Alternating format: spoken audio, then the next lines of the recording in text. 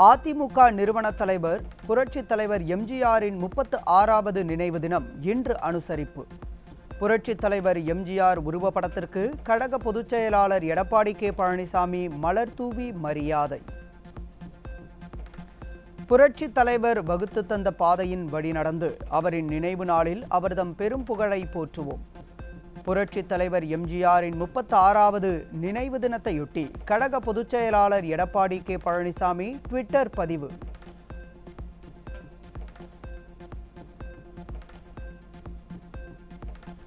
Christmas பண்டிகையை கொண்டாடும் கிறிஸ்தவ பெருமக்கள் அனைவருக்கும் அதிமுக பொதுச் செயலாளர் எடப்பாடி கே பழனிசாமி வாழ்த்து. சிறுபான்மை மக்களின் பாதுகாப்பு அரணாக அதிமுக என்றென்றும் திகழும் என உறுதி.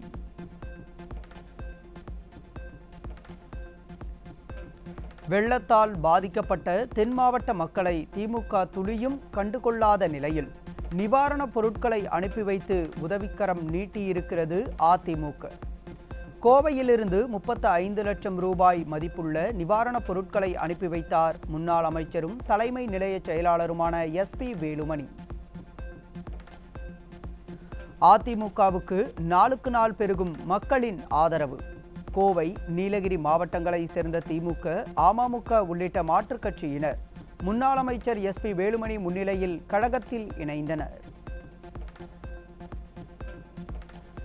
கழக பொதுச் செயலாளர் எடப்பாடி கே பழனிசாமி தலைமையில் மீண்டும் எப்போது அதிமுக ஆட்சி மலரும் என்று மக்கள் எதிர்பார்த்துள்ளனர்.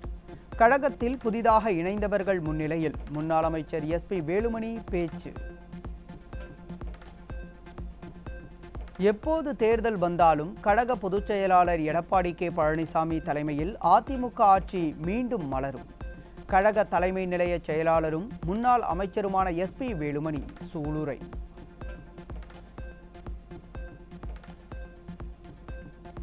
தூத்துக்குடி மாவட்டம் ஏரல் பகுதிக்கு சென்ற தலைமைச் செயலாளர் சிவதாஸ் மீனா மற்றும் மாவட்ட ஆட்சியரின் வாகனத்தை மறித்த பொதுமக்கள். வெள்ள பாதிப்பின் போது உணவின்றி தவித்த தங்களை ஆட்சியாளர்கள் கண்டுகொள்ளவில்லை என வாக்குவாதம். புயல்கள் குறித்து வானிலை மையத்தின் எச்சரிக்கைகளால் பெருமளவு உயிர் சேதம் தவிர்க்கப்பட்டது. திமுகவினரின் திட்டமிட்ட விமர்சனங்களுக்கு வானிலை ஆய்வு மையம் பதிலடி. வானிலை ஆய்வு மையம் உலக தரத்திற்கு ஒப்பானது. அர்ப்பணிப்புடன் இயங்கும் பணியாளர்களை புண்படுத்தும் விதமாகவும் இந்திய தொழில்நுட்பத்தை இழிவுபடுத்தும் விதமாகவும் தவறான விமர்சனங்களை தவிர்க்குமாறும் வானிலை மையம் வேண்டுகோள்.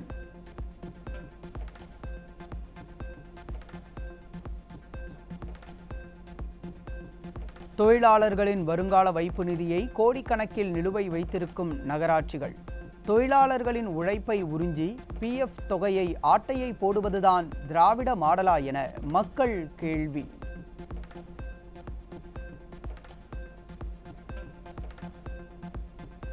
அரசு பேருந்துகள் முறையாக பராமரிக்கப்படாததால் தனியார் பேருந்துகளை நாடும் நிலைக்கு தள்ளப்படும் அவலம்.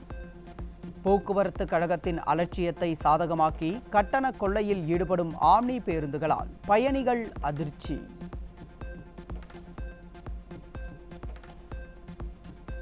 குதிரைவாளி என்ற பெயரில் விவசாயிகளுக்கு வழங்கிய விதை புல்லாக முளைத்த அவலம். எதிலும் மெத்தனம், யாரும் நம்மை கேள்வி கேட்க முடியாது என்கிற நிலைதான் இன்றைய நாடக மாடல் திமுக அரசின் ஆட்சி உள்ளது என பாதிக்கப்பட்ட விவசாயிகள் வேதனை.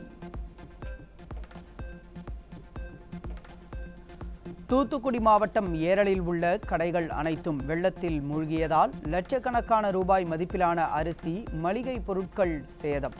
உரிய நிவாரணம் கோரி கண்கலங்கி நிற்கும் வியாபாரிகளை விடியா மாடல் அரசு காப்பாற்றுமா என மக்கள் கேள்வி.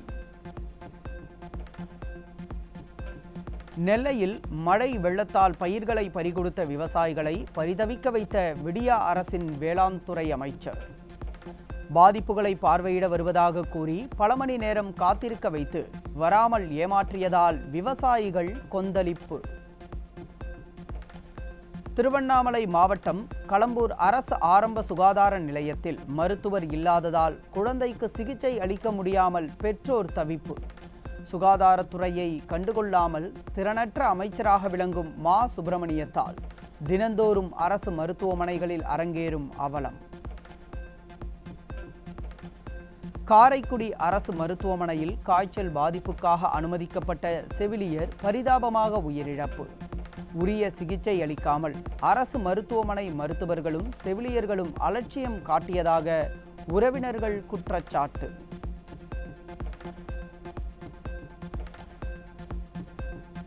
கள்ளக்குறிச்சி மாவட்டம் சங்கராபுரத்தில் அரசு நம்பி பல்லாயிரக்கணக்கான ஏக்கரில் மஞ்சளை பயிரிட்டுள்ள விவசாயிகள் பொங்கல் தொகுப்பில் மஞ்சளை சேர்த்து உரிய விலை கொடுத்து விரைந்து கொள்முதல் செய்திட தமிழக அரசுக்கு விவசாயிகள் வலியுறுத்தல்.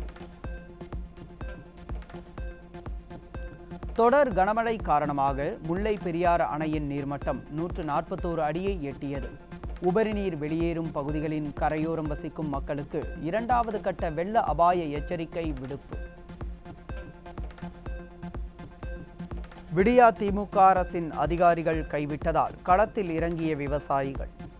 சிவகங்கை மாவட்டம் இளையான்குடி அருகே விவசாயிகளே ஒன்றிணைந்து பாசனத்திற்கு தண்ணீர் கொண்டு வந்தனர். கடலூர் மாவட்டம் குள்ளஞ்சாவடி அருகே பெண்களிடம் நகை பறித்து பாலியல் வன்கொடுமை கொலை செய்த கொடூர இளைஞர் கைது.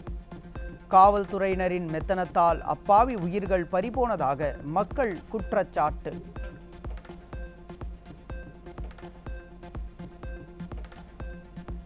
ஹைதராபாத்தில் உள்ள தனியார் மருத்துவமனையில் பயங்கர தீ விபத்து. நோயாளிகள் உடனடியாக வேறு இடத்திற்கு மாற்றப்பட்டதால் பெரும் அசம்பாவிதம் தவிர்ப்பு.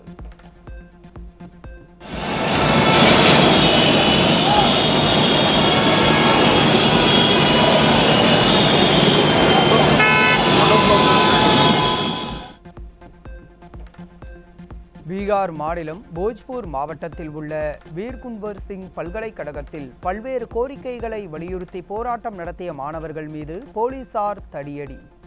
போலீசாரிடமிருந்து தப்பிக்க மாணவர்கள் வயல் வெளிகளில் இறங்கி ஓட்டம்.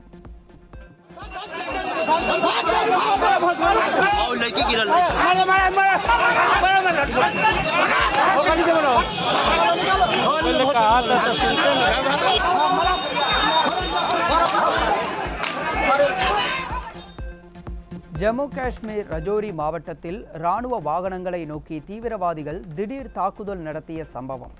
3வது நாளாக தீவிர தேடுதல் வேட்டையில் இறங்கியுள்ள இராணுவ படையினர்.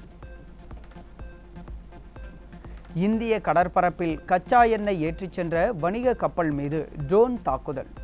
கப்பலின் பாதுகாப்பை உறுதி செய்ய இந்திய கடற்படை கப்பலான ICGS விக்ரம் விரைவு. ரயில்வே பணிக்கு லஞ்சமாக நிலம் பெற்றதாக எழுந்த புகாரில் பீகார் துணை முதல்வர் தேஜஸ்வி யாதவுக்கு அமலாக்கத்துறை மீண்டும் சம்மன். இந்தியா கூட்டணியில் அடுத்தடுத்து ஊழல் குற்றச்சாட்டில் சிக்கும் பெரும் தலைகள். நாடு முழுவதும் புதிதாக 752 பேருக்கு கொரோனா தொற்று உறுதியான நிலையில் 3420 பேர் சிகிச்சை பெற்று வருவதாக மத்திய சுகாதாரத்துறை தகவல். 7 மாதங்களில் இல்லாத அளவில் புதிய உச்சத்தை தொட்டுள்ளது கொரோனா பாதிப்பு. நாடு முழுவதும் உள்ள மருத்துவமனைகளில் வெண்டிலேட்டர்கள், ஆக்சிஜன் படுக்கை வசதிகளை சீராக வைத்திருக்க மத்திய சுகாதாரத்துறை அறிவுறுத்தல். வெளிநாடுகளில் இருந்து வரும் பயணிகளை தீவிரமாக கண்காணிக்குமாறு வலியுறுத்தல்.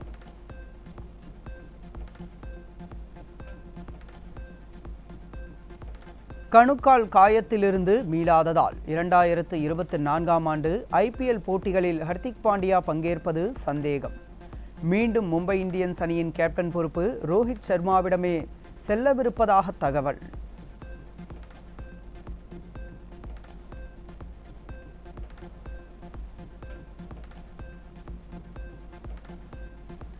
சீனா அணு ஆயுத சோதனை நடத்த திட்டமிட்டு ரகசிய செயல்பாடுகளில் ஈடுபட்டு வருவதாக உலக விஞ்ஞானிகள் அச்சம்.